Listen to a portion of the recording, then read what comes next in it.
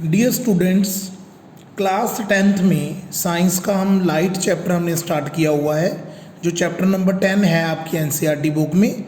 उसमें हमने last video में जो टॉपिक किया था वो था image formation by concave mirror. Image formation by concave mirror, जिसमें हमने 6 केसेस किए थे, क्योंकि जो कॉनकेव मिरर है उसमें ऑब्जेक्ट को रखने के लिए हमारे पास क्या था, 6 ऑप्शंस थे। लेकिन जब हम कन्वेक्स मिरर की बात करेंगे, that is totally different from concave mirror. कैसे वो डिफरेंट है हम उसके बारे में अभी जानेंगे। कि जो आपके पास एक कन्वेक्स मिरर बना रहा हूँ मैं आपको, यहाँ से आपको बहुत कुछ क्लियर हो जाएगा। ये आपका कन्वेक्स मिरर है, यू ऑल नो कि वो अंदर से पॉलिश है, तो उसका जो रिफ्लेक्टिंग सरफेस है वो लेफ्ट हैंड साइड वाला है, क्योंकि हमें पता है कि लाइट को हमेशा लेफ्ट साइड से आना है। तो ये सेंटर ऑफ कर्वेचर हो गया, ये फोकस हो गया, एंड दैट इज पोल। अब आप सोचो कि आप ऑब्जेक्ट को राइट साइड पे तो रख नहीं सकते, यहाँ पे तो आप ऑब्जेक्ट को रख नहीं सकते, तो आप ऑब्जेक्ट को इसी साइड पे रख सकते हो। तो इसी साइड पे ऑब्जेक्ट को रखने के आपके पास 2 ही ऑप्शंस हैं। पहला कि मान लो जो ऑब्जेक्ट है बेटा वो इन्फिनिटी पे है, ऑब्जेक्ट बहुत ज़्यादा डिस्टेंस पे है। तो अगर हमने मान लिया कि ऑब्जेक्ट इन्फिनिटी पे है, जैसे हमने कल भी किया था, तो हम क्या करते हैं, मान लो ये आपका ऑब्जेक्ट है, तो हम लाइट की रेज को पैरेलल भेज देते हैं प्रिंसिपल एक्सिस के। ओके, तो हम 3 लाइट की रेज को एक बार पैरेलल भेज देते हैं। जब हम लाइट की रेज को पैरेलल भेजेंगे तो आपको फिगर बनाने का एक इजी मेथड बता रहा हूँ कि आपको इसको फोकस की डायरेक्शन में ही रखना है। जैसे ये देखो, फोकस की डायरेक्शन में, क्योंकि जब आप उसको बैकवर्ड प्रोड्यूस करोगे वो लाइट की रेज फोकस पे मीट करेंगी। इसका मतलब ये जो लाइट की रे है वो इस डायरेक्शन में क्या हो जाएगी, डाइवर्ज होगी। ये वाली लाइट की रे इस डायरेक्शन में डाइवर्ज होगी, और ये वाली लाइट की रे बेटा इस डायरेक्शन में डाइवर्ज होगी। तो ये आपकी रे डायग्राम बन गई। क्योंकि अगर आप ऑब्जेक्ट को इन्फिनिटी पे रखते हो, ये आपका कॉनकेव मिरर है, तो सॉरी मैंने गलत बोल दिया, कन्वेक्स मिरर, हम कन्वेक्स मिरर के लिए कर रहे हैं।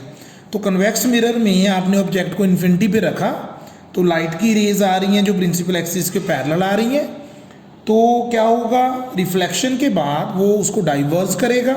हमने पहले भी ये पढ़ा हुआ है कि convex mirror is called diverging mirror, क्योंकि ये लाइट रेज को डाइवर्ज करता है। तो इसका मतलब लाइट की रेज एक्चुअल में कभी भी एक दूसरे को मीट नहीं कर सकती, तो हमें उनको बैकवर्ड प्रोड्यूस करना पड़ता है।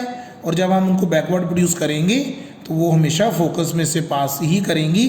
तो इसका मतलब केस 1 में जो नेचर होगी वो हमेशा वर्चुअल एंड इरेक्ट होगी, क्योंकि मैंने आपको बताया था कि जो वर्चुअल वर्ड है वो हमेशा इरेक्ट के साथ जुड़ा हुआ है।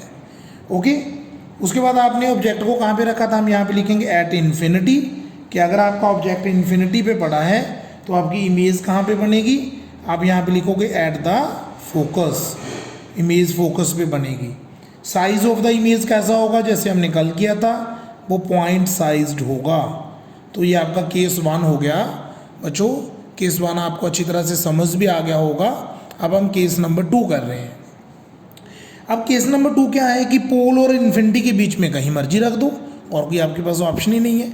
जैसे कनकेव मिरर में तो आपने सी के ऊपर रख दिया, सी और एफ के बीच में रख दिया, एफ के ऊपर रख दिया। यहाँ पे आपके पास कोई ऑप्शन नहीं है यहाँ पे, क्योंकि एफ भी राइट हैंड साइड पे, सी भी राइट हैंड साइड पे, वो तो रिफ्लेक्टिंग साइड है ही नहीं, रिफ्लेक्टिंग साइड तो लेफ्ट हैंड साइड है।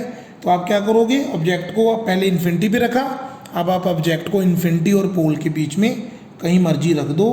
तो नेक्स्ट रे डायग्राम हम समझते हैं कि मान लो ये आपकी प्रिंसिपल एक्सिस है, ये हो गया पोल, ये हो गया फोकस, ये हो गया आपका सेंटर ऑफ कर्वेचर। तो आपने मान लो ऑब्जेक्ट को यहाँ पे रख दिया, object is placed between infinity and pole. तो आपने एक लाइट की रे को क्या किया, आपको पता है कि जो लाइट की रे सेंटर ऑफ कर्वेचर में से पास होती है तो वहीं से वापस आती है। तो हम एक लाइट की रे को सेंटर ऑफ कर्वेचर की डायरेक्शन में भेजेंगे, तो आगे इसको हमें डॉटेड करना पड़ेगा इस फॉर्म में, ये देखो। ओके, तो यहाँ से ये गई और इसी डायरेक्शन में वो वापस आ गई। दूसरी लाइट की रे को आपने प्रिंसिपल एक्सिस के पैरेलल भेज दिया, और आपको पता है कि जो लाइट की रे प्रिंसिपल एक्सिस के पैरेलल जाएगी वो रिफ्लेक्शन के बाद कहाँ से पास होगी, फोकस में से। तो आप क्या करो, इसको यहाँ से ऐसे बैकवर्ड प्रोड्यूस कर दो।